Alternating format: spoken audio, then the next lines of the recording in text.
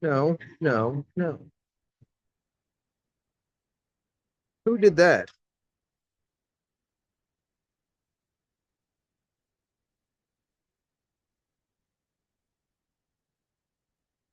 Yes. Sorry. All this stuff about fluffy companions. I don't know who did that or why that was there, and I'm like, what is going on here? Yeah, the fluffy. Who did this? That's it. Oh, they're on all of them.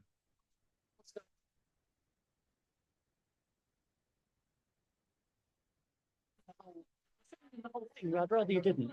Sorry, Clive. No, I'm just no, trying okay, to. okay. I'm trying to show them. I'm trying to get this. Yeah, Whoever sure. put an annotation on there, I don't know who did that. I was trying to get that off. Right. Oh, it's a format. Somebody came on here and wrote something, and I don't know what that's about. Hmm.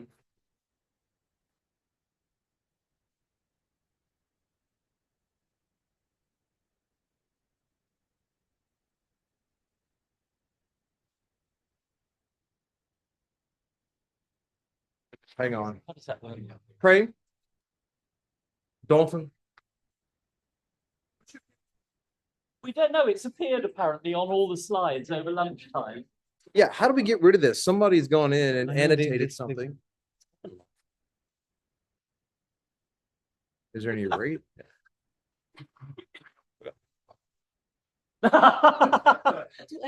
Give me time. Only fast. Yes, yes, look at that. Okay, there's still the. Really? It's a fluffy companion on this. So is this what they? Yes. Sorry. Okay. Maybe this stuff. I don't realize they could just do it. That's a bit annoying. Just close it. It's fine. Just close it. It was bizarre. Okay, everybody, welcome back to session 3 now. Second half of the day, we're going to be focusing on archaeoastronomy, and I'm happy to introduce Professor Clive Ruggles. It's working, folks. Yes, okay. And we've no idea who the fluffy companion was or was meant to be anyway. So, yeah, so this is some work I've been doing together with Amanda Chadburn and Fabio Silva. And basically, of course, everyone knows about the solstitial alignment at Stonehenge and the fact that the solstitial alignment at Stonehenge works both ways. And it works both ways, partly as a combination of the fact that the horizon is the right sort of elevation, about 0.5 degrees, that compensates for refraction, but also the fact that the precision of the alignment at Stonehenge is about the middle one here. It's enough to pinpoint the solstice in space, so accurate to actually about 0.2 or 0.3 of a degree, but not accurate enough to pinpoint the solstice in time, for which you'd need an accuracy of about 50th of the solar diameter. And of course that works. That's why people weren't bothered about the British weather in the solstice and could carry out whatever they were doing at the solstice in question when they first saw the sun rising or setting along the axis. Now, the solstitial axis at Stonehenge is basically about the only astronomical association of Stonehenge that everyone, archaeologists and astronomers, but archaeologists particularly, agree about. You will have heard a manner of, people have been talking about it for decades. The other ideas, they're all disputed, and many for very good reason. Today, I'm going to be talking about the moon at Stonehenge and this question of whether there's any evidence that people were also sighting the moon.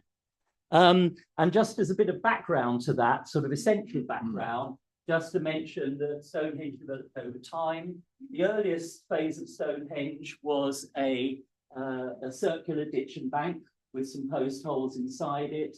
And it survived in that state for about 500 years. People put burials there. And then only around 2500 BC, half a millennium later, did the stones come along. And those stones were rearranged a bit, and basically that monument was then functional in that form for about 1,000 years. It was important in the landscape going forward into bronze. The other thing to note here is where the stones came from, which we now know in really good detail, thanks to recent geochemical analysis from geologists. We know, well, it's been known for a while that blue stones came from South Wales. We now know exactly where, down to the outcrop. This particular one, this one, sorry, the people on the other side can't see my finger, or the people online, but anyway, one altar stone we now know, amazingly, in the last year has come from northern Scotland. But it's these ones I want to emphasize for this talk, the sarsen stones, the big ones, and they came from about 13 kilometers north. We now know the exact area. It's a place called the West Woods.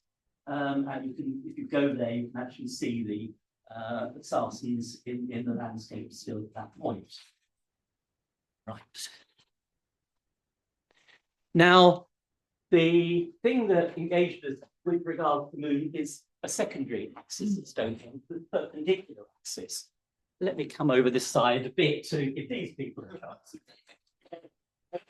No favoritism here. And so the main axis, all the structures here aligned along this main axis of symmetry, the avenue and the horseshoe of sarsen and trilith bonds. And then this these 4 stones are called station stones. But we now know they're of the same provenance exactly as the big sarsens, where they're less stressed, which implies they were probably put there at around the same time, although there's actually no archaeological stratigraphic evidence of that. And that these are in the form of a rectangle. And it's that perpendicular that is of interest. And people have been suggesting, going back to the early 60s, might be related to the moon. And how this works is that you've got the normal solstitial range, the lunar range going at the major standstills between the two northernmost and southernmost respective positions on each side. And the azimuths here, they're actually quoted to the nearest degree. So these azimuths are right for Stonehenge. It just happens that nearly all of them are multiples of 10. That's just good fortune. But you'll notice that the moon set directions are not exactly opposite, and that's because of the lunar parallax. And the axes that correspond to the axes of Stonehenge are the main solstitial axis this way, and this axis, which is perpendicular, which aligns with the northernmost moon set and the southernmost moon rise. So the first question about this, well, were these deliberate lunar alignments? And the obvious answer is no, because, well, they're perpendicular. If this is just a structure that is set up as a rectangle that is along the axis in this direction, the perpendicular direction will be lunar because that direction happens to be perpendicular at Stonehenge. But there are some reasons for thinking that maybe there was some significance in this. One of these is that the long axes of this rectangle are in this perpendicular direction. It wasn't built that way, it's built this way. And what's more, if it was built at the same time, which there are strong reasons to believe it was, then along each side, you can just sight, because these lines are just tangential to the big circle of sarsen stones, so that when these were all built, assuming they were built at the same time, part of the same plan, which the geology tends to suggest, then these alignments could be sighted along. And the fact that the long alignment is in that direction suggests that maybe people might have been sighting along. The other reason for thinking they might be goes back to that early phase of Stonehenge, when we look at all the burials that took place there. And for the first 500 years, Stonehenge was in effect a cremation cemetery. People were putting cremation burials and also other offerings, parts of animals and so on, in the ditch and in various post holes. But there was a concentration in the southeast corner. And there are other concentrations, but that one, there is no explanation for it, apart from it broadly corresponds to the southernmost moonrise. And we suggested this in a paper about 20 years ago, that maybe this was relating to a general interest in that direction being the most southerly rising position of the moon. So there are reasons for thinking that maybe that direction was deliberate. And so that gets us thinking about the accuracy of the alignments. How close are they? And for those of you who don't, basically the declination of this direction to the northwest is only about 0.1, 0.2 degrees different from the theoretical maximum of the moon back in when this was built, about 0.5 off where it is now. In the other direction, it's about 1 point, whatever that is in declination, which comes out to about 2 degrees in azimuth because the moon's coming down diagonally. And again, there's this question of degrees of precision. So accuracy is one thing, that's how close we measure it to be to the limit. But what actually mattered to them? And no one seriously believes that we were talking about this sort of pinpoint accuracy on the right here with the moon, this really high precision. That was proposed by Alexander Tombak in the 70s. But basically to do that, you would need programs of observation that run for generations and recording and so on. The question is whether they achieved the middle one, or whether it was just something much broader, the one on the left. And so it's behind that now we're in a major standstill season at the moment. And so for that reason, we set up a program to go and actually observe some of these things and do some measurements at Stonehenge to see if we could throw light on this question. And so we set up this partnership project. It was a partnership with English Heritage because they had to let us into the site at all hours of the night at intervals over a couple of years. Our 3 universities and also the Royal Astronomical Society in the UK, which help fund us and support us. And hello. Oh, sorry. Okay. Can you only hear me online when I'm here? Oh, I do apologize. Oh, okay. All right. So, okay, people online, this is your time now because I'm going to stop pointing out things to the audience here. Guys here, sorry about this, everyone. Right. Okay. I shall stand here in that case. So the first question, were the sightlines deliberate, is the main question, but also a number of other related questions. If so, actually, what can we say about the intended precision? And thinking about things like what were the practicalities of making the observations, which is why we wanted to be there. Obviously, we can use all the software to work out where the moon should be rising and setting, but we wanted to actually see it and think about some of the practicalities. And so what we've been going there at fortnightly intervals whenever the weather permitted. We've been doing site surveys. Georeference in past excavations, 2 of the station stones of those 4 stones are no longer extant. They're no longer there. We have the stone holes. They were excavated before people had GPS. And in fact, it was really quite a detective job to work out where the stone holes actually were, because they weren't properly georeferenced back in the day. And that was really something that Fabio has done for us, trying to work it all out from aerial photos that weren't perpendicular and so on. And then also there's a heritage aspect to this. We're interested in modern features and trees and so on, how they impact this and what that means for the heritage of preserving the sightlines. So there were some first-hand observations.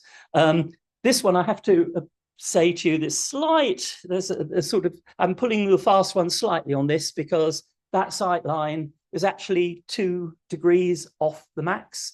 And you're seeing it, the moon rising right on the sightline. One, you see the red light is the far heel stone, station stone. And that's because, well, 1 degree of that is because of the difference between then and now. And the other degree of that is because the moon on that particular night wasn't actually at the maximum, the alignment. So it's actually, it happens to be right on the alignment and looks nice. It was telling us what we needed to know. But there are various practicalities. It's not like watching sunrise, and that's going to happen on the longest or shortest day of the year. It's going to happen at dawn by definition.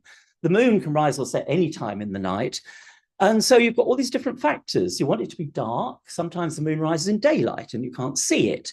It depends on the phase of the moon, which is changing all the time. It's more difficult to see if it's a thin phase. And of course, all these different cycles, the monthly cycles and the annual cycles, all intersect so that you don't always see the moon right at the extreme in any given month. It's usually up to ½ a degree off.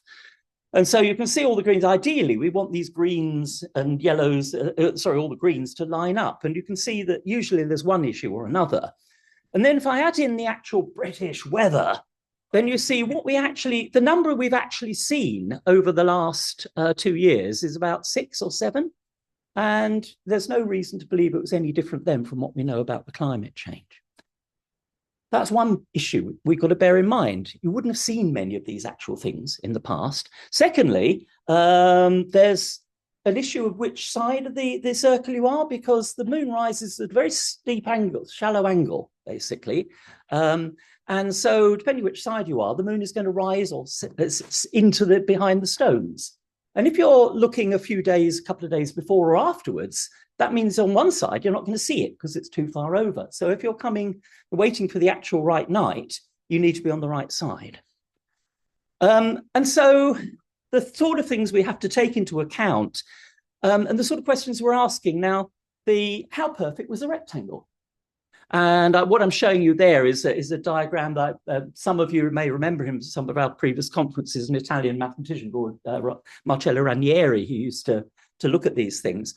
And that's his construction. Well, we've looked at that. Now we know about the different positions.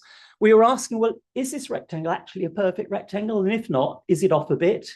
And if it's off a bit, is that because it might be something to do with the moon, or is it just a bad attempt at a rectangle? That sort of questions. And something very interesting that's come out of the archaeology is that the 2 missing stones, 92 and 94 on that diagram, when we looked at the excavation evidence, the stone hole for one of them is very small. It was actually a small stone. It wasn't as big as kind of everyone's been assuming as the other 2. And in fact, 94, it wasn't excavated at the bottom. We don't know. And that suggests to us that against all these points in favor, there's a few points against. I'm not going to run through all the points on here. You can read 1 or 2 of them. The general impression here, I just want to put across, is that the red side is slightly bigger than the blue side at the moment, which is making us think that probably we're not adding anything to suggest that this actually was deliberate, or certainly to any great precision. For example, the idea that we might have platforms there on which on 92, 94, maybe there were bauxite stones, little stones you observed along the sight lines. That fits with the one-sidedness I mentioned, but maybe they were looking along the short sides, along the solstices. You can argue things both ways. So I kind of, the details of this will be in the write-up, but one answer, I can probably give you a fairly definitive answer. Did the builders know about the 18.6-year cycle? I think I can give a pretty definitive answer to that. Well, at least the answer I should give is that there's no evidence, convincing evidence they did. That's not to say that they didn't realize the moon was occasionally going very far north and very far south, and that maybe this would be remembered by the elders and remembered a generation on and so on. That may be, and I believe there is evidence for that. But the idea that they actually counted this, and there really is no evidence to support the idea that they counted the length of the cycle. And so in my mind, and those are my colleagues as well, I mean, yes, we know the solstice, the sun shows us that Stonehenge was designed for sighting the solstices, whatever ceremonials went on there, as well as many, many other things, of course. And I think that as far as the moon's concerned, yes, people will have noticed that it was rising far south at certain times and would have remembered that. And that may have been something that was then memorialized in stone deliberately. And maybe because of the fact, maybe they were doing something like looking the full moon at the summer solstice. And if you were doing that, the full moon closest to the summer solstice would rise in the south. You might notice that change, and that might be a reason for reinforcing that direction during the later solar phase of the monument. There is a book about this. I brought loads of these with me to Australia, but I'm really sorry to say that none of them made it here from Sydney. But you can get them. But this is about all the background stuff. The actual project we'll be doing now will be in the write-up of this and going forward. Thank you for listening. I think I've gone over by now. You're good. Oh, okay. Thanks, Clive. Do we have any online questions? Nobody could hear you. Oh. Ray, do you have a question? Thanks. Great talk. What do you think of the hypothesis? I think maybe Tom or somebody. Yeah. That the reason that that's a perfect rectangle is because they chose Stonehenge to be at that location.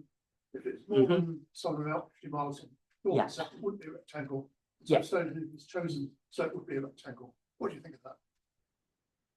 Not a lot it's the right answer. I mean, I don't believe that choosing the latitude was the reason that Stonehenge was there. I think there were many other reasons in that. And anyway, it's not all about the latitude, of course, because it depends on the altitude of the horizon in different directions.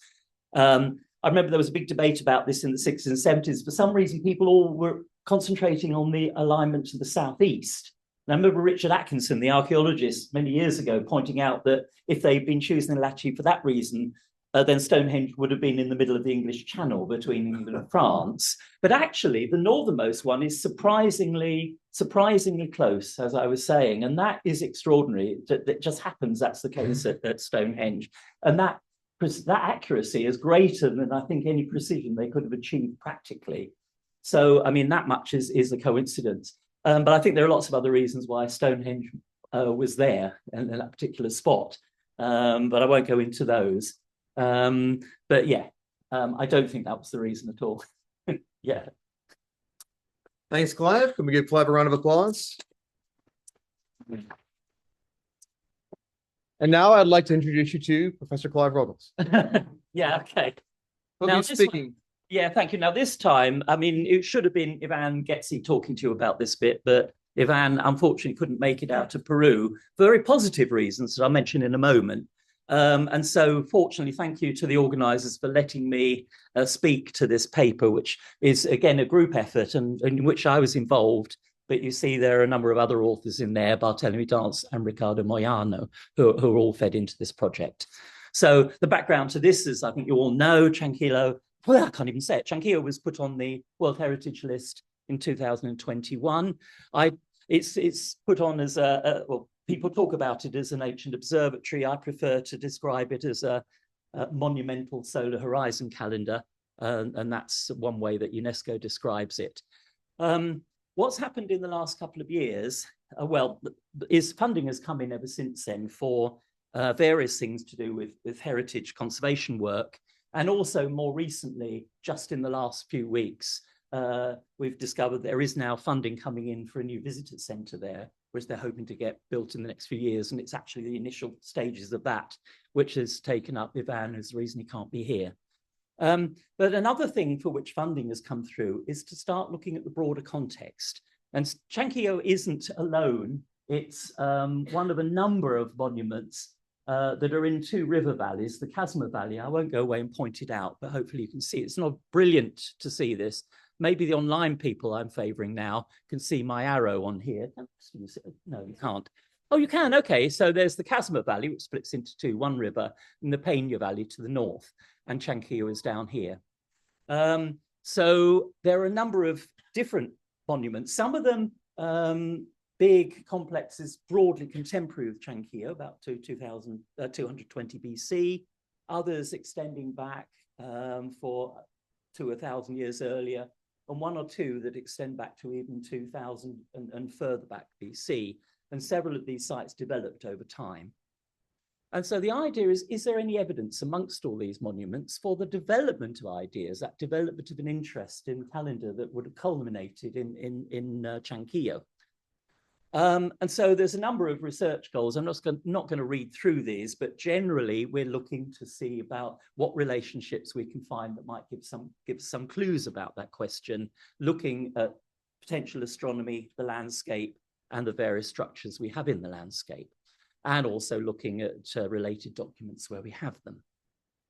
And what we're hoping to do is, if we can identify patterns that seem to be significant in the build-up, begin to try and build up a story about how these ideas developed over time, or what sorts of sites, and also feeding archaeological excavation evidence back into the archaeoastronomy as we go. Now, the methodology. So basically, what this is about, some of my colleagues, mainly Barthélemy and Ricardo, go out with basic field tools to try and survey the overall situation. So they're going out there with their phones and a simple theodolite, looking to try and identify what are interesting structures and possible astronomical associations and topographic. I have to say that I suspect if he's watching in online, Barthélemy will already have been contacting and trying to download the Japanese stuff from this morning. But anyway, for now. And so we're doing all the, I mean, I don't need to go through the details of what we're doing, but that sort of level of things, trying to scope out what the possibilities are. And then I go out, oh, all right, oh yeah, that's just to say one of the tools which you can use on the phone, Barthélemy's been doing to get quick answers in the field, some of these tools that can be used on the phone. And then I go out and follow and do theodolite surveys with a total station to get the detailed and reliable evidence where we need it. Now you'll see this looks a bit strange with me sort of underneath this hat.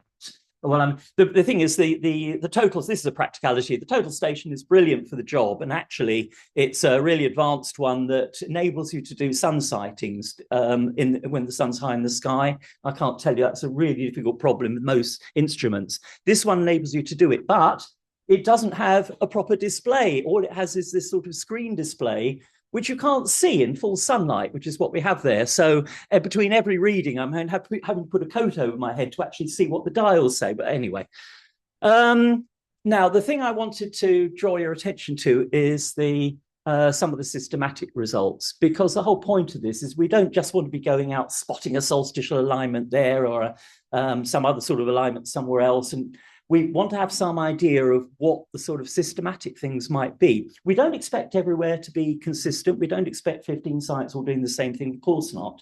But we want to see if there's any particular patterns emerging, which we can then try and follow up in more detail. And this table is sort of pointing to that. I mean, the top line there, primary axis solstitial. So many of the sites have a very obvious primary axis, and at a few of them, that is clearly on the solstitial line, but not all. So we've got 4 examples in our 10 or 12 sites. I should say there's a couple of sites in here which I've left off the vertical lines because they show no alignments whatsoever that seem to be significant. And I will come on to 1 or 2 other things. Some of the people who know me will be surprised to see the equinox on the list here. And one of the reasons for that is because at Chankio itself, the temple there, which we think has the eastern horizon that predated the building of the towers below, And the main feature on that eastern horizon is a very deep notch right in the equinoctial rise direction. So even someone like me can't escape the possibility the equinox defined in some way was significant. So we definitely include it. We've also looked at lunar things and so on. And so the thing to just pull out of that table, first of all, is we have a few things that are worth looking at. Diagonal equinoctial, I'll come on to that. And we have a number of topographic alignments in there, and apparently some mountains that seem to have been foresights from a number of places. But there are also some big blanks. There's really, with one exception, nothing to do with the moon that we've so far discovered here at all. And there's a few other things that have big blanks in it. So the point being that we're trying to be as systematic as we can be in the early stages, and then we follow up with all the more complex evidence to look into the details. And that gives us some degree of satisfaction that we're not simply just discovering things and ignoring things that don't fit. There are 4 sites that have a primary solstitial axis. And again, let me mention, I'll go on to, here's one. This is, it doesn't look it particularly from the picture. This is the most extraordinary site, this place called Talcachi-Concan. It's huge. That, the main pyramid, and it's called a pyramid, it's actually a sort of like a lower part of the pyramid and then a platform at the top that contain many structures. But that is vast in itself. Apparently it contains more material by volume than the Giza pyramids. It's very big. It was constructed quite early, about 2000 BC probably. And there's almost a kilometre's worth of plaza that stretches out through the landscape in front of it. And that actually points, I haven't got time to go into the details here, at a prominent mountain. And the solstitial alignment on that is so precise that actually it's sort of the sun hit the top of the mountain in 3000 BC, but not quite in 2000 BC. And we're talking about the oblictory, the ecliptic here, not changing, not precession. So that is amazing. And it also, at this site, in a different direction, is another peak called Serra Mirador, not indicated, but which does something similar with the moon. And this is the one place where one could possibly think that the moon might have been significant, where there's evidence, and maybe as some sort of duality, sun and moon. That's speculative because we do not have evidence of the moon anywhere else. Oh yeah, I think that's saying the main thing there, same thing. And this is Barthélemy coming along and taking pictures of relevant sunrises and sunsets and so on. Of the 4 solstitial sites, 3 are primary axis, and then there's this one, a place called San Diego, which is contemporary with Chanquillo, but is just basically one big building called the Palace in a complex of minor buildings. That is solstitially aligned. Here, the solstice is in a little bit of sea, so it's very different, but it's still solstitial. So you see, this is not simple. There's different things going on here. Cailan is the one site in the Peña Valley to the north where we think we might have something. Most of the Peña sites actually seem to have no astronomy that's obviously discernible at all. Plenty of them in the Casma Valley. This one is very complicated because it has a few significant buildings you can't really pick out on this plan, and then many others pushed in the spaces and directions scattered. But the 3 or 4 most important ones have corridors that actually mimic one of the temples at Chanquillo and are solstitial, but the others are more higgledy-piggledy in broadly in the same directions. And again, this is part of what we have to tease out with the archaeology, the main things, and then additional things that may have just been pointing a general pattern. There's this site, Las Aldas, which is south of Chanquillo and points towards it. It's a few kilometers away and goes off through the landscape. This main axis is not solstitial, but the perpendicular axis is. Now, is that significant? We can't really say. There's a number of platforms that point out to sea, and we're exploring the possibility that people might have been observing the solstitial sunset in a westerly direction here. But you can see that the sort of complexities we're dealing with, which obviously I can't go into detail in a talk as short as this. Now, this strange thing, we have no primary or secondary axes that point to the equinoxes. Well, I personally don't find that strange, but we do have a couple of plazas, big square plazas that point in equinoctial directions at sites. This Pambaladasyama site is a really significant one, and it's about 1,000 years older than Chankia when it was first built. This again is one of these peaks that keeps propping up, and it's equinoctial. So we've got a plaza with a very well-defined diagonal now pointing at a peak with an equinoctial alignment. And again, if you can ask me about the type of equinox there, but and basically it's very close. And so we have those two alignments at the two different sites.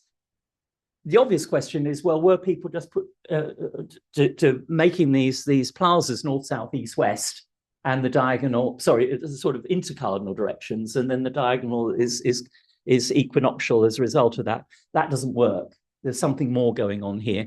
And against myself, at the moment, it does look as if those two sites are quite impressive, but we need to find more evidence before at least I, for one, start believing that was that deliberate. Okay, that's saying what I've just said. And of course, there's loads of other sites, quite a few of them, where a number of these hills correspond with solstitial and in one or two cases equinoctial rises and sets. But again, because they're not indicated, we can't be. We need more than that to be sure there was any significance to them. And as I said before, there really, to this stage, I think is very little to suggest that the moon was important. But my colleagues and I are still actually exploring that to make sure that if there is anything to do with the moon, we don't lose it. And then just as the final thing, one of the sites, which is very different. So there's a complex of sites in the Sechin area, which is in the Kazma Valley, and one of them is a big temple built of adobe, which has got walls with big decorated stones on one side, and it's built into a crevice underneath a natural rock wall. And that is the only one where there's any evidence for an alignment upon a zenith passage, which is something people wanted to look at in view of the fact that, the zenith passage of the sun may have been important in the tropics. And it's an odd one. Why would you do that? It does seem to work, but why would you do that? Maybe it's something to do with noon shadows of the sun falling on one front of the building. But at the moment, that's a one-off. And again, it gives you an idea of the complexity. But that's, I think, where I would rest it at the moment. This is the overview of the main relationships we have. We've been following up a lot more. We've done a lot more work this year on that. I think we're beginning to develop a sense of some of the ways in which the interest in the calendar may have developed. It's not a case that all the sites had their principal axis solstitially at all. It is more complicated than that. But there are some indications we're in a landscape where certain hills that certainly became important at Chankillo were already of importance, viewed from different sides. And there's also archaeological evidence that some of these sites were constrained were sort of related as perhaps as part of an even larger landscape design, sites together that stretched over several kilometers. So that I'll draw to an end on that, just to say that when I was there, I just had a bout of sciatica, so I was walking around with a walking stick, and Barthélemy happened to take that picture of me, and for some reason it reminded him of someone. And anyway, but thank you.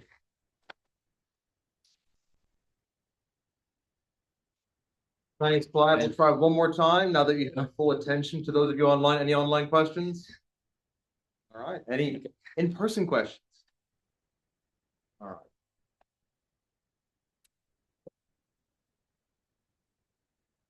You, Clive, I'm interested with the last picture here. Is there any relation between this picture and the oral story around the 10 kilo? And the what, sorry? Any relation between this picture and the oral story, oral narrative around the 10 kilo? No, I mean, no, okay. Thank you. Yeah. No, so Chankillo was built and used around 250 to 200 BC, and the oral histories are relating to about 1500 AD, when were people recording the Inca practices and so on. But there are similarities, though I don't think any of us would dare to push this too far. I mean, the actual idea that you have towers at Chanquillo, which are marking the sun positions. And then we know from the oral history that the Incas at Cusco had 1 or 2 towers that were used for determining the position of the sun, and that was related not only to the agricultural practices, but very much towards the power hierarchy and establishing the power of the Inca. That may be at Chanquillo what we think about the social hierarchy there. There was clearly one person was directing things from or at most 2 from a special observing spot, which we can see archaeologically. Whether that was a high priest or a chief, we don't know. And then in feasting, we have lots of evidence, many people being there. But there's certainly some sort of social hierarchy going on there. But whether it was some sort of sun hierarchy, I mean, that's speculation. And we think, you know, the site probably has more to do with war, and it was a very turbulent time when it was being built. And in fact, it got sacked within a couple of generations, so it didn't last long. That was a very discursive answer to a fairly simple question. Here we go. I do that. Well, thank you so much, Clive. Much appreciated. Oh, sorry. Yeah.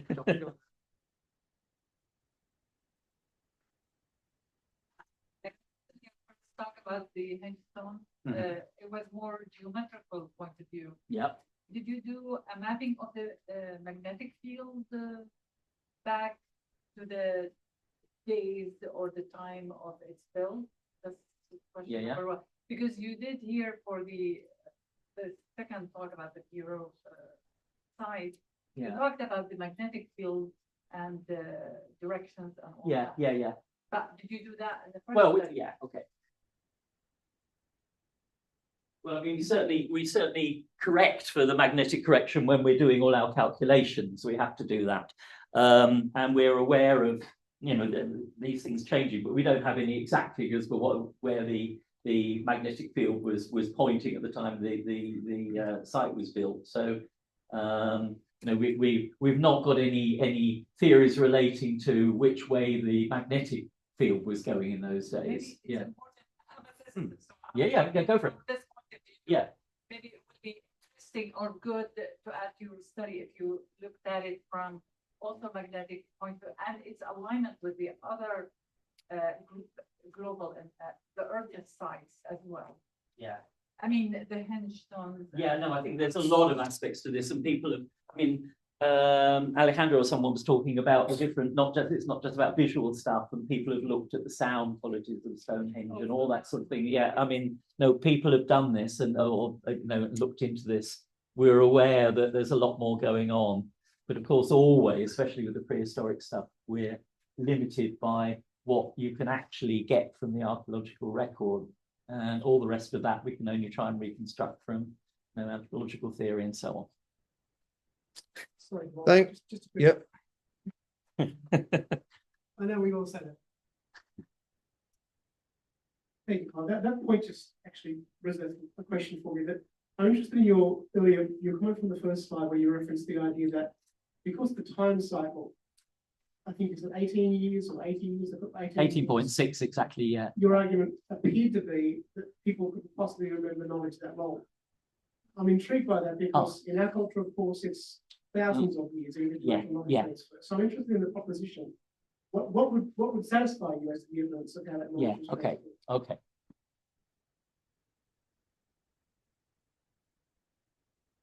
Yeah, I don't for the minute doubt that it was possible. I just don't think we've got any tangible evidence that it was the case. I think all the evidence that we've got is perfectly consistent with people just observing the moon at extremes when they saw it at the extremes and remembering that for a generation. That's not to say they didn't count it, but there's just no evidence for that. And I think the analogy I always draw with that one is with the Mayans, how little we would be able to deduce about Mayan knowledge of the stars and Venus and eclipses and so on if we only had the architecture to go on. As it happens, we're lucky enough to have the Dresden Codex and we know all that stuff. So it's not that it wasn't necessarily there, it's just that I don't think there's any definitive evidence from what is available to us that it was. And certainly people in the past had our intelligence. It's about what the starting point was and how they use that. And certainly they were capable of counting. Whether they actually did, whether it mattered to them is the question. And I don't think we can give a definitive answer to that. All right. Thanks, Clive. Okay. Much appreciated. I'm going to introduce Juan Antonio Belmonte. Use this. Yes, please do. Okay, can you hear me? Okay, thank you, Dwayne, for organizing this splendid conference.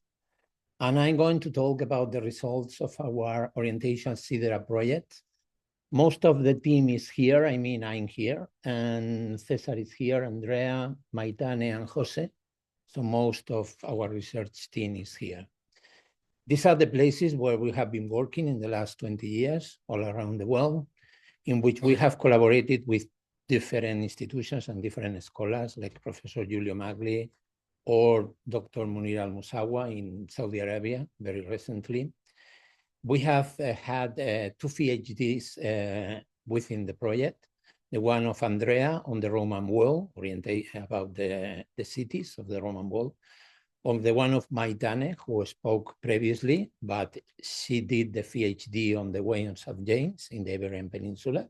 So she has moved to she has had a very interesting shift in the research. And also I have been working seriously in Egypt with my colleague Jose Lul.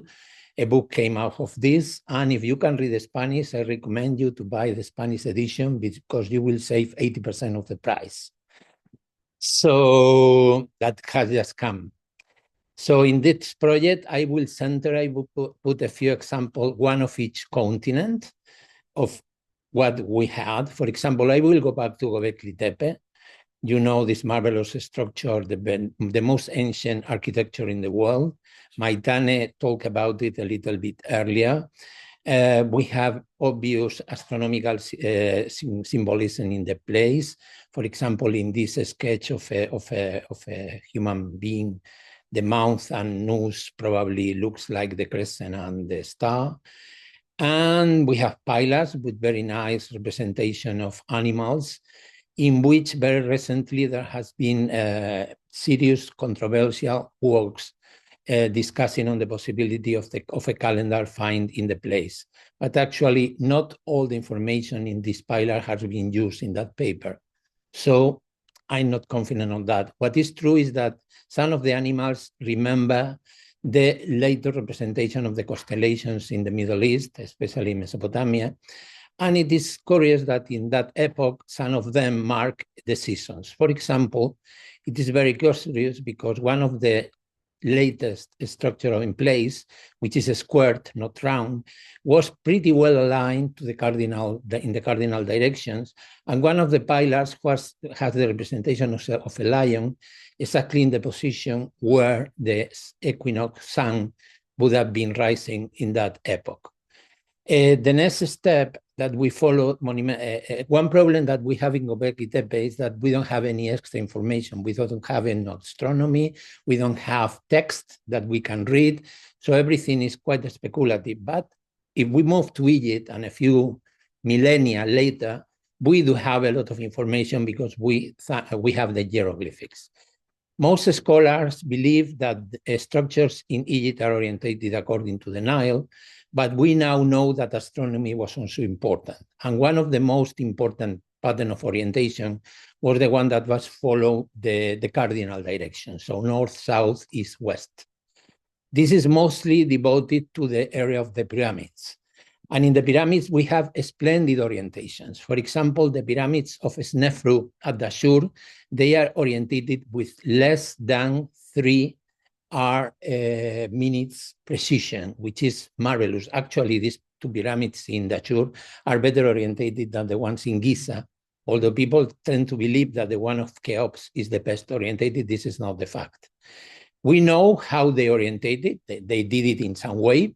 There are sketches of a ceremony in which we know that they observe the stars. For example, they used to observe the Big Dipper, which they call Meskhetiu, which was a very important constellation because it was an Ichthyosaur. Hemusek is written in the pyramid text, and is the way in which the Egyptian mentioned those stars that were never die. Let's say they were the imperishable star, and this constellation was one of these. Okay, and with all this knowledge, you can build a complete map of the relationship between astronomy and landscape in the pyramids fields of ancient Egypt. In particular, here, in the case of the pyramids of the 4th dynasty, we have the ones of Snefru in the corner below right, in which there is a clear connection with a perfect orientation. Then we have the monuments in Giza, in which you can recognize a pattern connected also to the sun. And then we have the pyramids of Jedefra and Setka, which has stellar names and might be connected with important stars of the sky like Sirius or Arcturus. If we move to another continent, we cross the Atlantic, and then we go to exactly the same epoch that the pyramids of Giza, we can see a very splendid culture in pre-Columbian America, which is the culture of Caral. Caral was a culture that was born in the Subbe Valley, a river that received floodings as the Nile in Egypt. I mean, the parallelisms are quite impressive in both sides. And they also built pyramids. They built huge buildings, very impressive ones. And they are orientated also according to the course of the river Subbe. So we have another parallelism with Egypt, but the difference comes when we analyze the data of orientation, because either we consider circular plazas or we consider pyramids. We have this marvelous two-peak structure that the only way to understand it is considering all the different positions that the moon can have in a period of 19 years. So in this case, unless, as we heard before about Stonehenge, we have no doubts that they pay a strong attention to the movement of the moons, not necessarily to the extreme positions, to the general movement of the moons when they plan the orientations of their buildings. The problem that we have, that we don't have any information that to discuss, this culture didn't write, there is no oral traditions that like we have from the Incas, so we have very little information. To have another extra information, we should move to Polynesia, and in particular to Eastern Island. In Eastern Island, I was very lucky to find an extraordinary man, Edmundo Edwards, who is now very, very old, and who had been doing ethnoastronomy of the Rapa Nui people for more than 40 years in his own, well, I can tell his own island. He has been living there for so many years. And he explored different aspects of the sky, and he realized of the importance of the stars, and especially of two groups of stars, the Pleiades, that they were called Matariki, as in New Zealand, basically similar to the Maori, and the Orion Belt, Tautoro. Why these two asterisks were important? Basically because the new year begins with the new moon after Matariki rises before sunrise in the east, so the Liakal rising. This is direct information from the local places, and the setting of Tautoro in the west. So the two phenomena are simultaneous. In this case, the Liakal setting. We have this splendid image in the case of the Moai of Ahuakibi, which are the only Moais on the island facing the sea. So in that case, the pattern of orientation to an stellar object is quite logical because the rest of the platforms are basically orientated inland.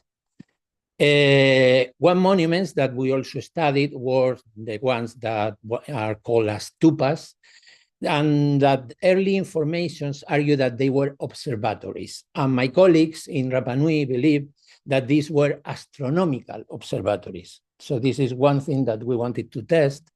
And actually our pattern of orientation show otherwise, because most of the tupas are orientated perpendicular to the coast, with the gates open perpendicular to the coast. And there is intervisibility between some of them, but across the sea. So we believe that they were observatories, but of a different kind. Let's say probably to observe turtles for the epoch of turtle hunting and things like that, but not astronomical observatories. Our data proves otherwise. And then to move to my last continent, I will come back home to the Iberian Peninsula, and we'll discuss a little bit about the seven stone antas. This prior to the discovery of Göbekli Tepe were the oldest built structures over the surface of Earth. They are very impressive dolmens, and they also received the name of Alentejan antas because they are mostly located in the region of Alentejo in Portugal, although there are a lot also in Spain across the frontier. I like very much this region because this one of my first experience in the field with my mentor, Michael Hoskin, already more than 30 years ago. So I have a very good souvenir of that. And the impressive thing of these antas is that they are all orientated within the solar arc. So we can argue that the orientation of this histogram of these 700 seven stone antas, I mean, the statistical amount of monuments is quite high, leave us to argue that this is the oldest unmistakable proof of an astronomical interest in prehistory. I would better write not the oldest unmistakable, the oldest physical proof, because of course here, for example, in Australia, you have oral traditions that probably argue for a very distant interest in the sky. But this is the one that we can prove physically and mathematically that this interest existed. And why are important now for us, the seven stone antas? I have been engaged during the last decade or more in the Astronomy and World Heritage Initiative of UNESCO and IAU. And one of our dreams was to go ahead with these monuments in the Iberian Peninsula. And now it has raised a very nice idea, which is the declaration of the Dehesa of Extremadura in Spain and the Portuguese Montado as a World Heritage Site, like a cultural landscape. Of course, it is important today because, I mean, economically it's very important. For example, it is the region where the famous Iberic pork is produced. So you have marvelous ham from the region. But apart from that, you have the astronomy. So our idea is indeed to include the seven stone antas in this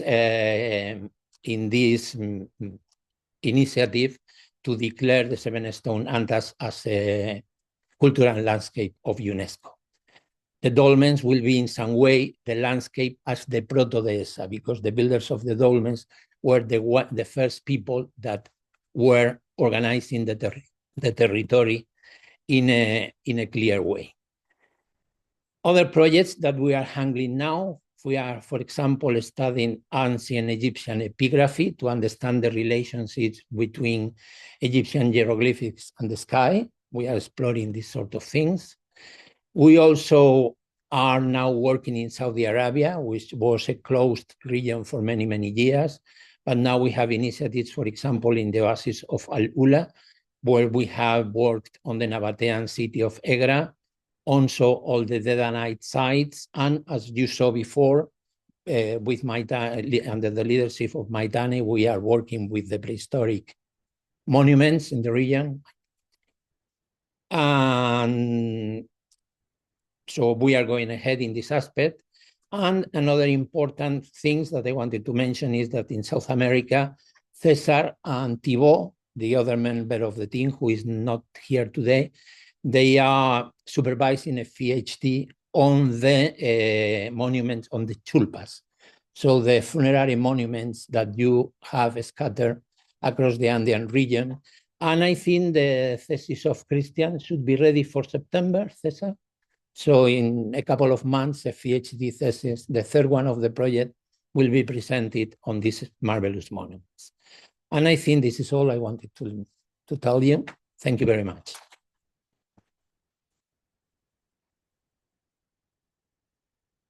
Right, do we have any questions?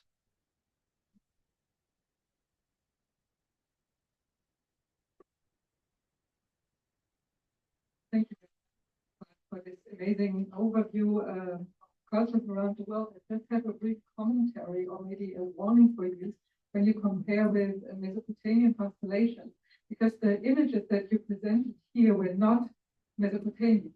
the ram in areas is not Mesopotamian, there was a lone worker instead. Completely different image. The lion had wings. So these images, the Mesopotamian images, have been different. So you really have to compare the right time layer of your culture. That's just what I want to comment.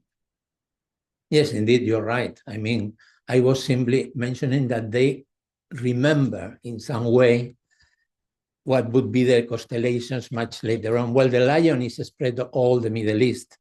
You have it in Egypt, you have it in Mesopotamia. So maybe it was important, not, and the way it was represented in later Mesopotamian art has nothing to do with the fact that you can see it in the sky like a lion. For example, you have it in Nenrut-Dak, a lion there, and in that case, it has no wings at all. In the monument of Antioco, I mean, in Nenrut-Dak. So, of course, this is speculative. I mean, we are dealing with one side. What I wanted to mention is that it is interesting, but you cannot prove anything with just one side. You're right, Susan, thank you. Thanks, Juan. Online questions? We do have one. Online, a little bit left out. This is from Confucius. It says, it's great to know that ancient structures might be built to orient to celestial bodies of some kind. Will these findings stay as educated guesses without the presence of additional data to oral written? Do you speculate any kind of cultural connections with how ancient people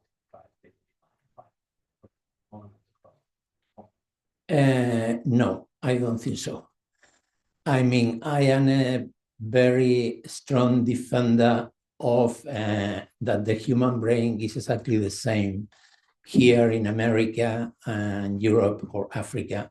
So to find similar solutions, they adopt. To solve a problem, they find similar solutions. If you want to go to the sky, the best way to do it is to create a mountain, and the easiest way to create a mountain is doing a mountain.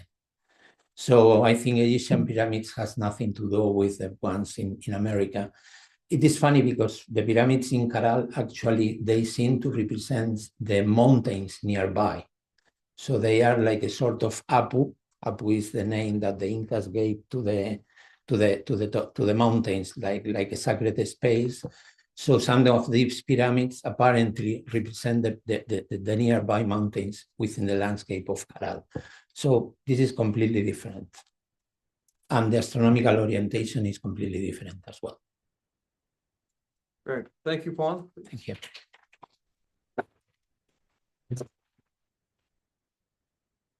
Okay, carrying on with the session on archaeoastronomy, Cesar Gonzalez, go ahead. Either one. Can I use Either one? Thank you. Good afternoon. Well, we have been hearing the last couple of talks, different results and measurements on actual buildings in South America. Now I'm going to say a few words on something that is built in South America, but it leaves a completely different remain for the archaeologists. And these are the houses similar to the one that you see here. These are preliminary results from a project that is going on right now. Actually, there is people now in the field together with people from my institute and also from the museum in Paraguay and the CONICET in Buenos Aires. I should say that Juan should upload a new version of the map because we didn't have Paraguay in that map before. Now you can also paint it in red. Well, the thing is that when you compare the beautiful structures that you saw before with the outcome of the archaeology in American lowlands, most of the things that you can see are post holes like these ones that they are very difficult to interpret when you try to see if they are actual houses for people or they are ceremonial gathering places. And to disentangle these, we try to compare with actual houses from today, trying to go back into the past and see what the differences we see today that they can be traced in the archaeological record. To do this, we compared actually with sites that they belong to the Tupi Guarani people. The Tupi linguistic stock, as you can see here, spreads all over the American lowlands. There are several different groups and languages with some very similar roots. And in some of them, we have very peculiar and typical archaeological remains. For instance, one of the typical ceramics is the one that you see here or in this picture, that they are very systematic and they can be traced as a fossil director for finding sites that they are connected to the Tupi Guarani communities. Another one of the items that you can find are stone axes, and particularly this kind of stuff that you see in the bottom, that they are called tembetas. These tembetas are items made out of either wood, stone. They can be also resin and sometimes other materials as well. And they are meant for piercing the lower lip of the males, especially when they are adults. Why? Because an adult, a male, it won't be complete. The body of a male, it won't be complete until its lower lip is pierced. And to keep it open, they need to place something. Otherwise, it will close. And they would place this tembeta, this piece in the lower lip. And we have chronicles from travelers from past centuries, as well as records even from today. And this is what I'm going to show to you today, because one of the lacks that we had last year, it was that we were able to meet one of the people that still performs this ritual today in one of these communities in Paraguay. This is the Kunumi Pepi ritual. This is a ritual that is performed for teenagers between 9 and 13. When they come to this age, they gather together, and as we will see in a moment, and they perform a ritual for a long time. And at the end of this ritual, there is the ritual opening of the lower lip. This is done in this house. This is the Ogaguasu. This is the ceremonial house of the community, and it's performed, the complete ritual is performed by this person, the Koarubisa, which is the person who is living actually in this house for the whole year round. This house is only the gathering place for each time that there is this Konumi Pepi ritual. Otherwise, this is just the house of this person. And we were lucky enough to interview this person, and he told us, for instance, that these houses, they are not built by a huge community gathering. They were just built by 3 persons, himself and another 2 helpers. Along a couple of months, they were building this house. So usually we tend to think that these houses, these long houses, they are communal efforts. Not in this case.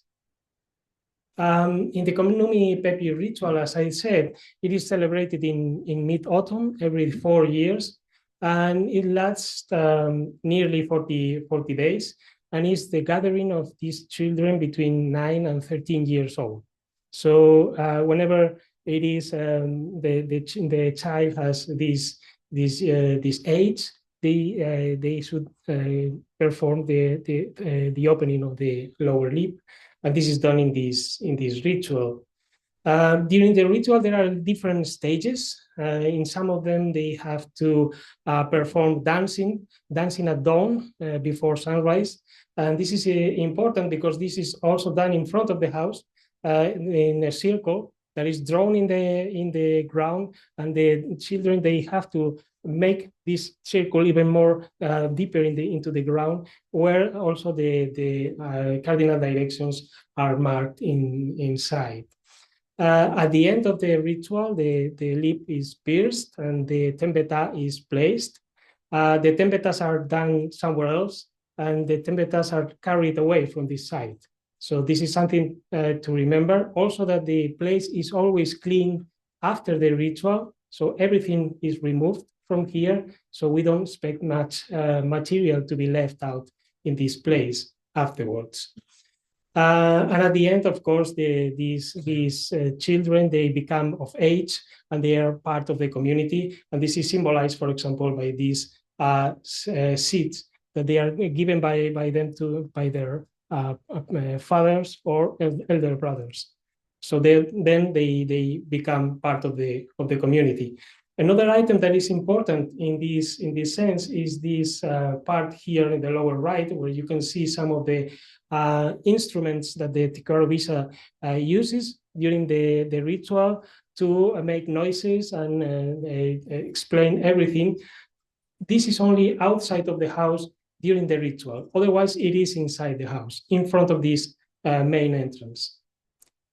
And during the last night before the piercing of the lower lip, the Tecuaro explains the cosmological creation myth, in which the creator created this world according to the information given by this person between April and June. This is in autumn.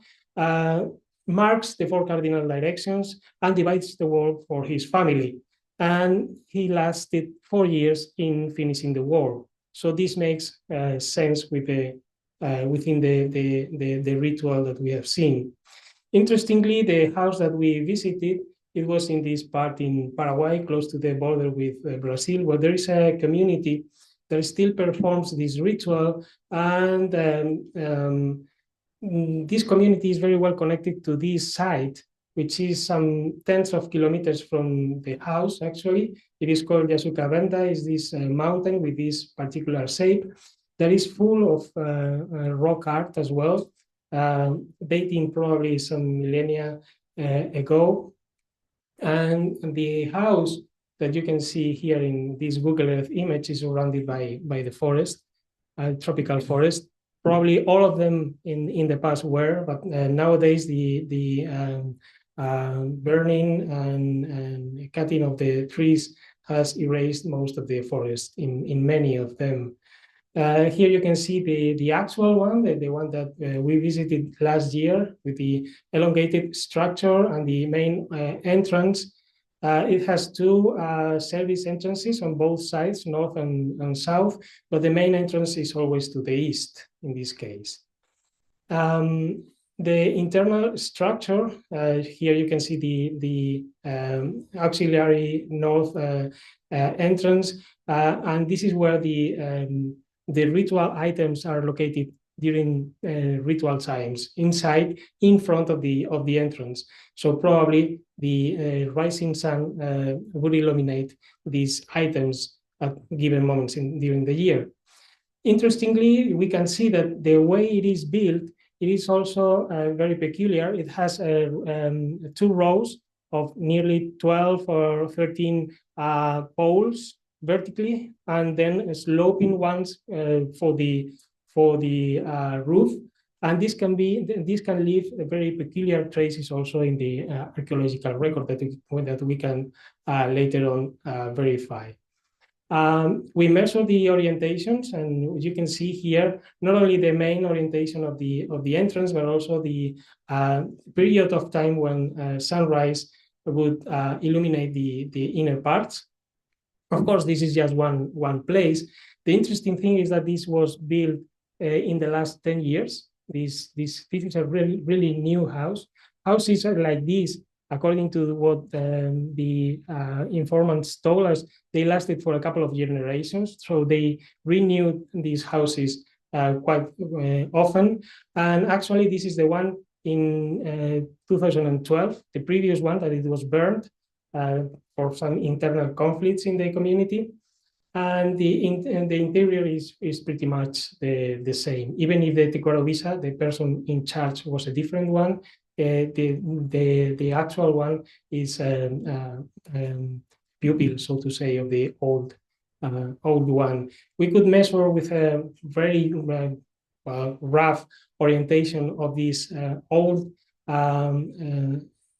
Ogawasu, and the orientation is different, although, as we will see in a moment, when we compare with another 5 that we were able to identify in satellite images, when you see the orientation of the 7 of them, the 7 of them are always facing towards the eastern skies, always facing sunrise at a given moment during the year. So this is also a trace that we can try to identify in the archaeological record, not only how the poles are in the ground, but also the orientation. With all this, we think that we have a number of items that they can be used to identify these houses in the archaeological record. Particularly interesting, apart from the orientation that I think is important, and how the poles that I've mentioned, is the low rate of deposition that we expect in these areas. Although they are communal gathering places, they are cleaned and is only used by one person the whole year round. So in this sense, it's something interesting that if you go and try to find these gathering places with almost nothing in the ground, then you can see in this case it is something to be expected according to this. No, to finish, I would say that this was a great chance for us to learn all this from an actual Tecuaro visa, because these performances, these rituals are less and less done in the area. For instance, this image that you can see in the bottom is an image of one of the items, one of the gourds that is used to make music and noises. And you can see that the representation in it is very similar to what you can see actually from the entrance of the house. And I think this is it. Thank you very much. Do you have any questions? Do you have any questions?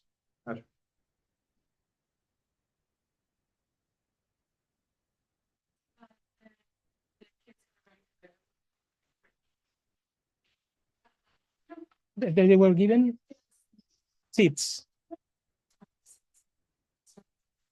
They are made out of wood, and they are made by their either the father or the eldest brother, and they are taken from there with them. It's part of their gifts for becoming of age.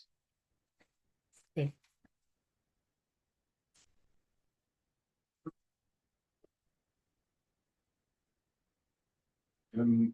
Thank you for the presentation.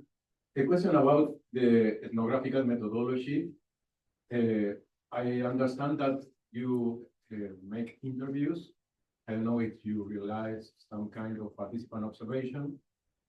It's very important because especially Guarani people are very well known for deep layers of secrecy and take a long time for ethnographers to put in contact with these different layers.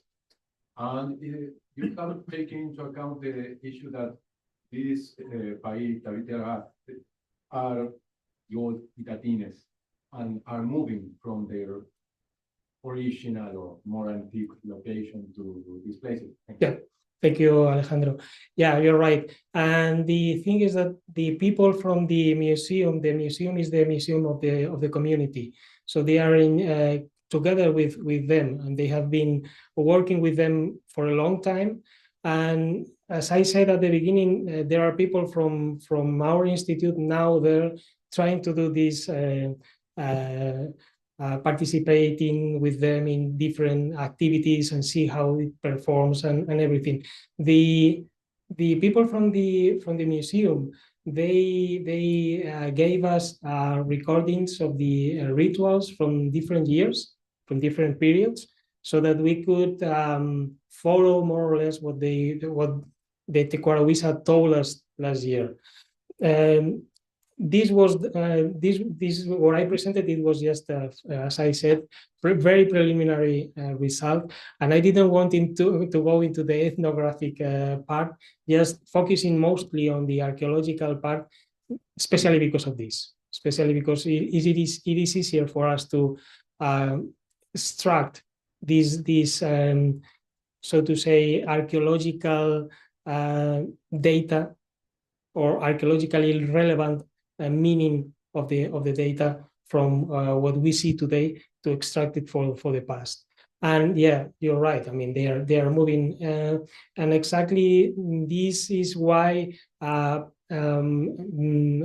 when we could try to compare these with the sites and see the different areas where they have been around, probably this is going to give us more clues on how this has been evolving a long time, hopefully. Thank you. Thank you. Any more questions? No? Yep. Thank you very much. Thank you.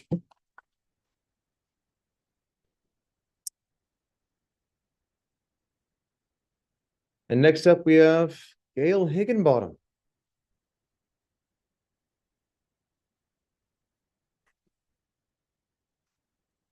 Oh, can I put that there?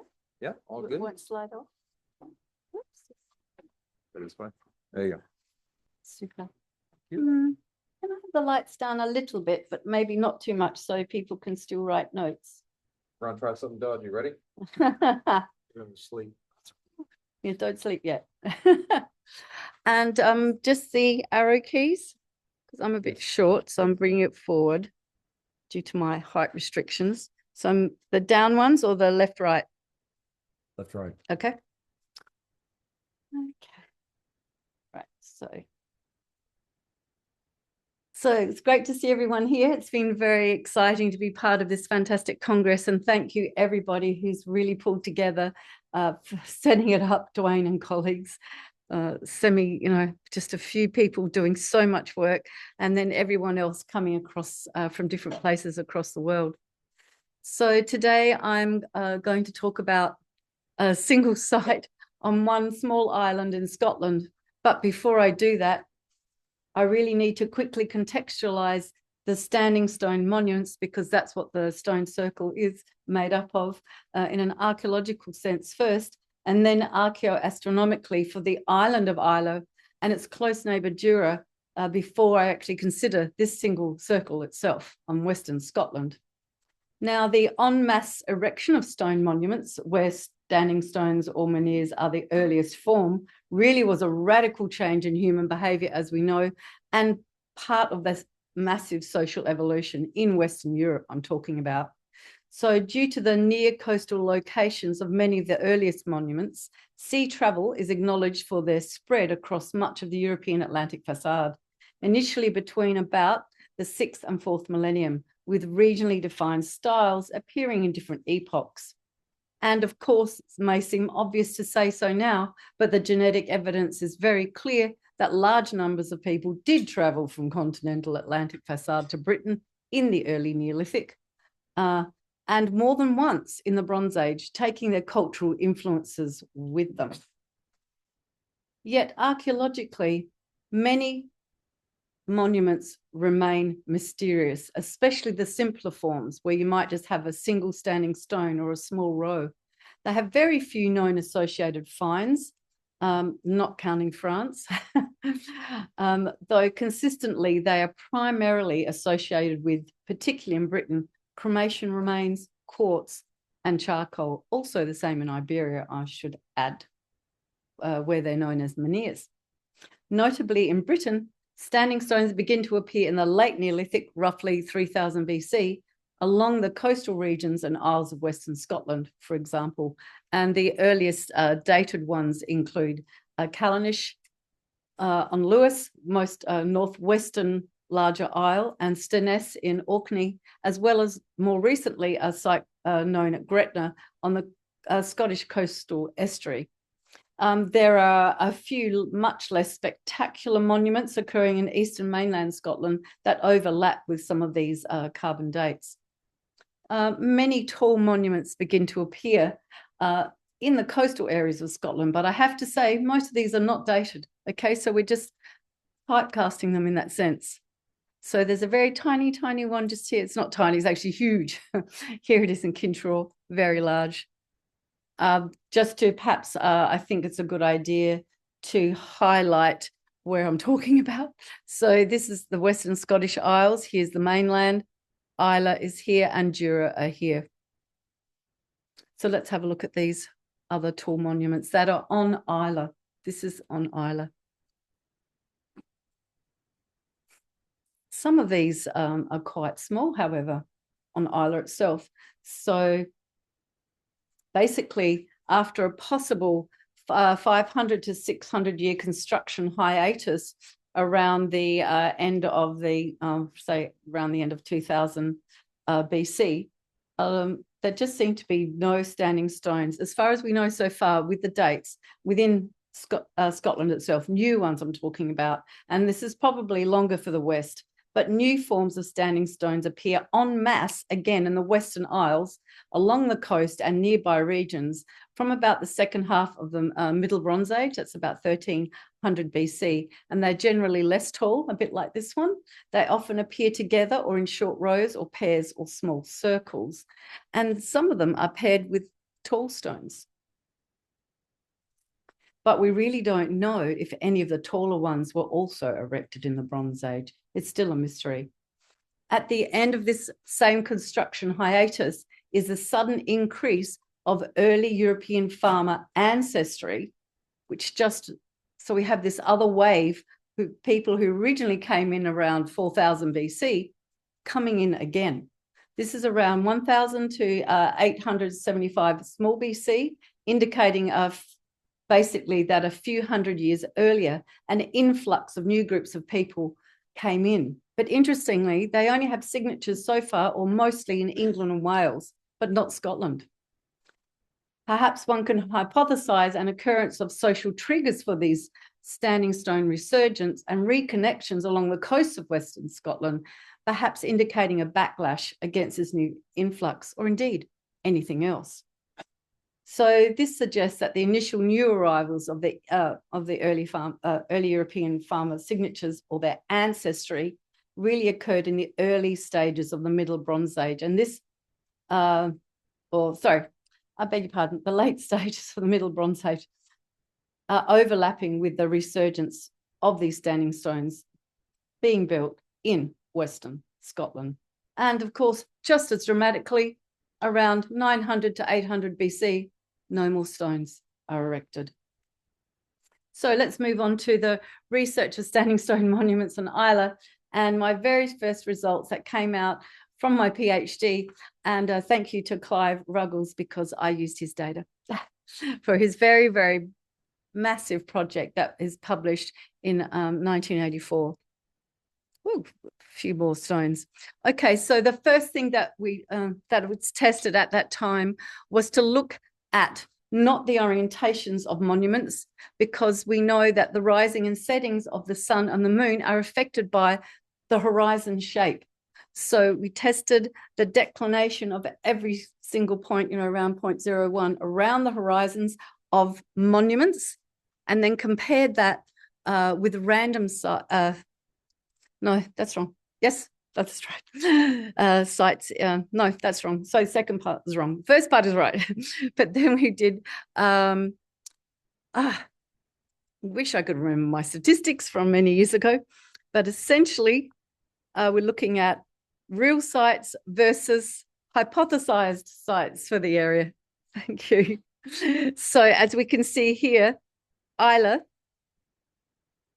which is combined with Jura, out of all the islands, and here, had the most dramatic and extreme support for a significant declination distribution against random results. So their horizons were very significant for the people building the monuments in these areas. I have to flick along. I'm just quickly showing the orientation for these sites. We're going to move quickly. The next thing that we looked at, here's Islay and Jura, were the actual declinations of the orientations for these sites. Now, what I want to point out here is that Isla had no interest at the time, at least in reference to the orientations between sites and on-site orientations, no interest in any solar phenomena, which is very unusual and different to all the other places, even though often, for example, Mull preferred to have lunar orientations or targets, but they didn't actively statistically avoid that target. There are some sites there with solar orientations, okay? Whereas on Isla, attempted total avoidance. Now you might say, oh, but you've got the word solar there. The only reason I wrote that at the time as a naive young PhD student was because it was kind of flanking the equinox. And I didn't really understand why. That's why I put question marks. Why do we have all of these orientations hanging around either side of the equinox?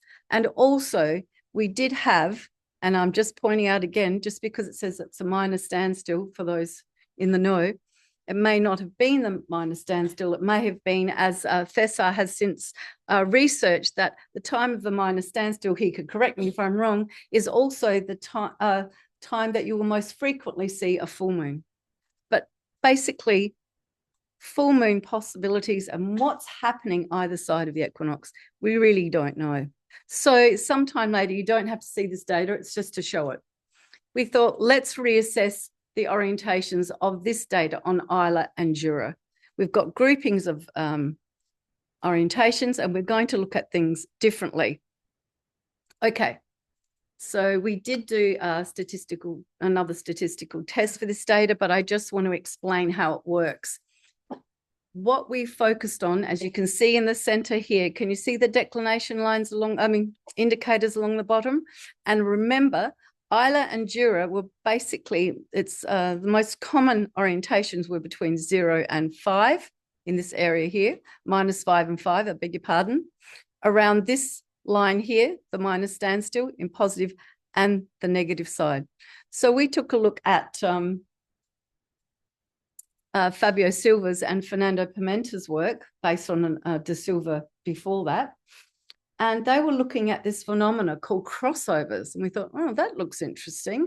Maybe we could check our data about with this kind of phenomena, because we really don't know what's going on.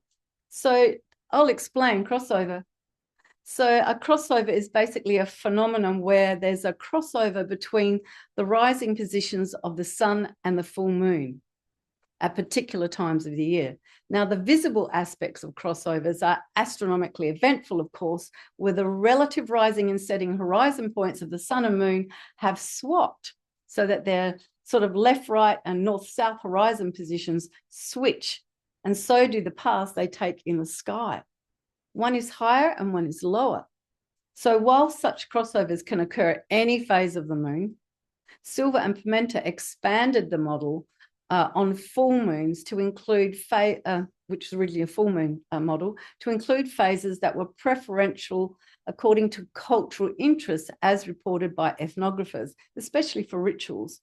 And so, as well as the full moon that can occur around the equinox during autumn or spring, which are these, in the center, the orange set, they also added the first and last crescent moons of winter and summer.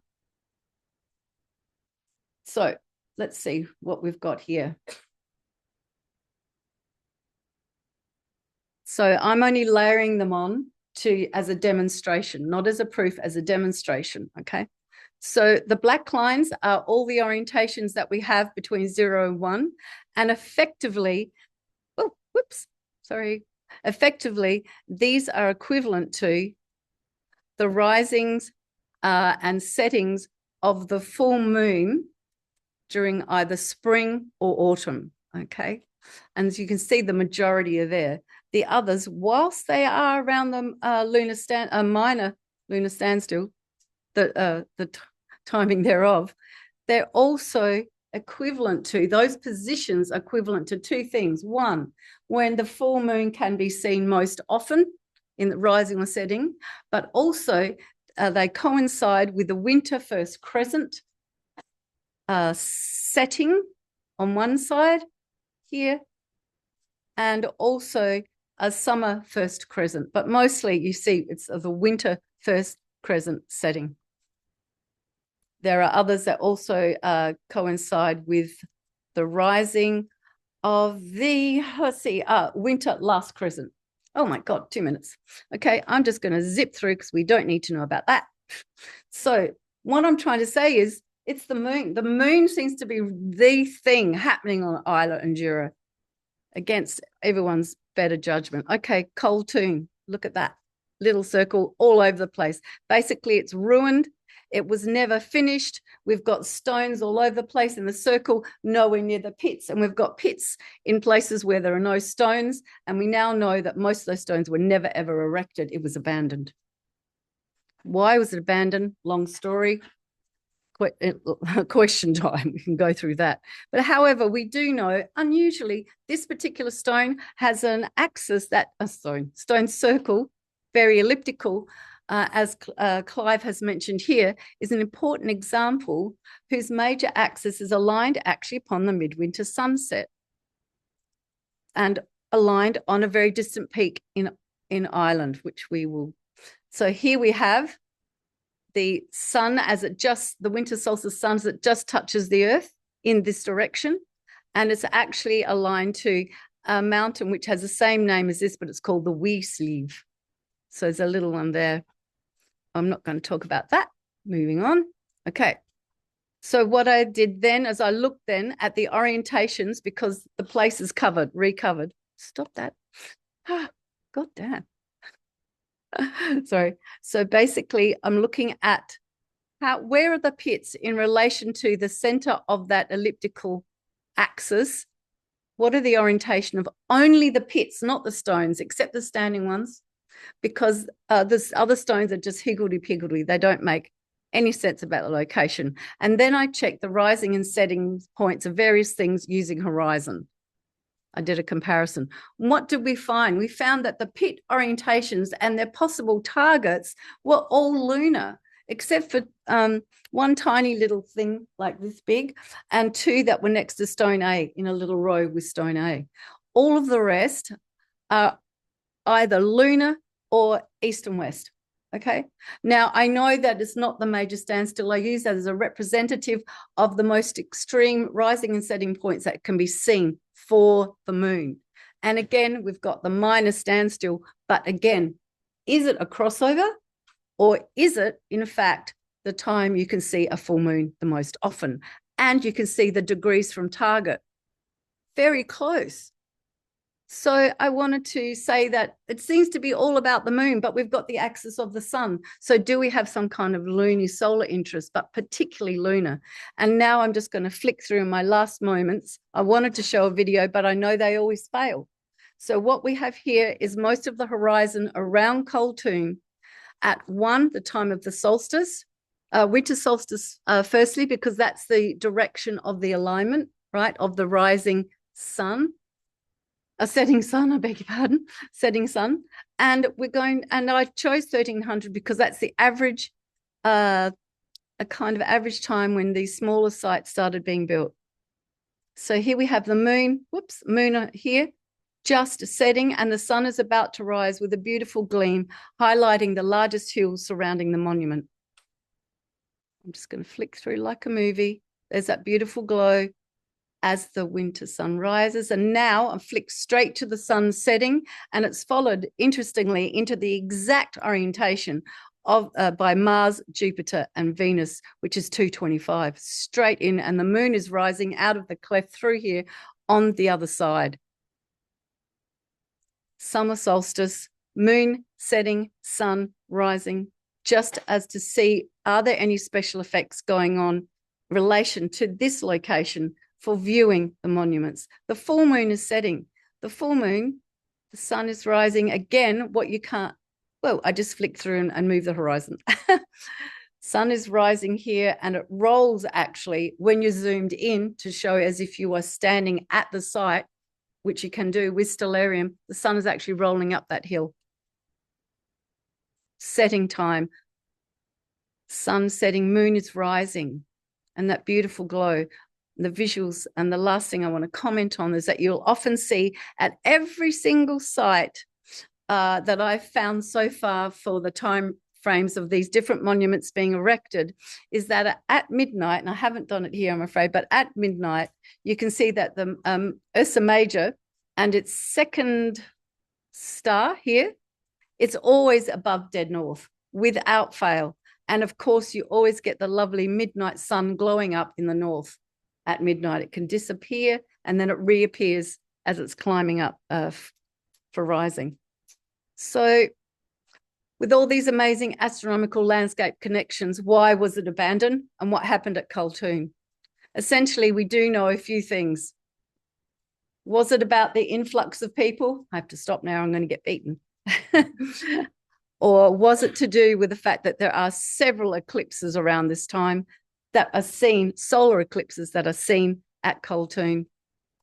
Or was it the fact that peat was beginning to inundate the whole area of Western Scotland and they abandoned the area altogether?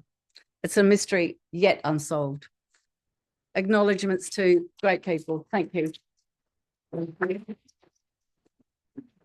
Sorry, man.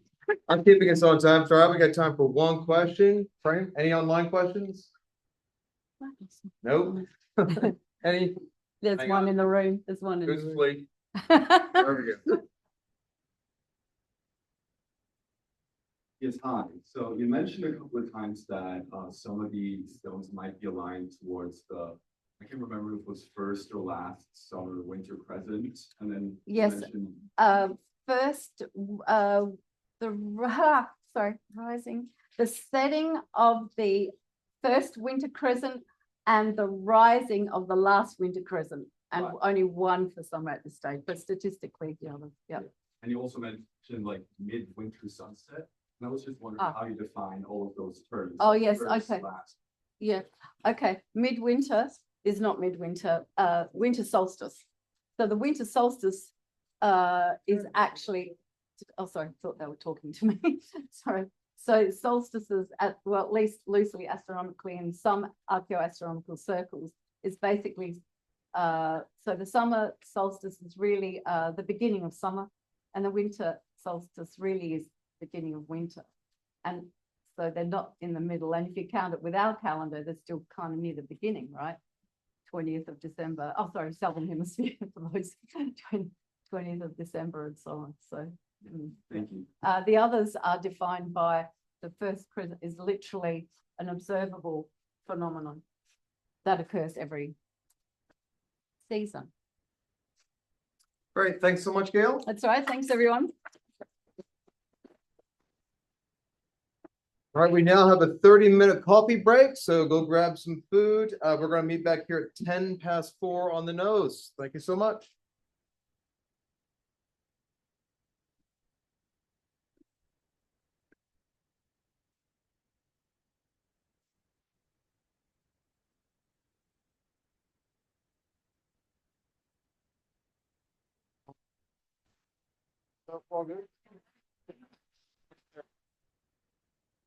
Thanks, everybody. We'll be back in half an hour.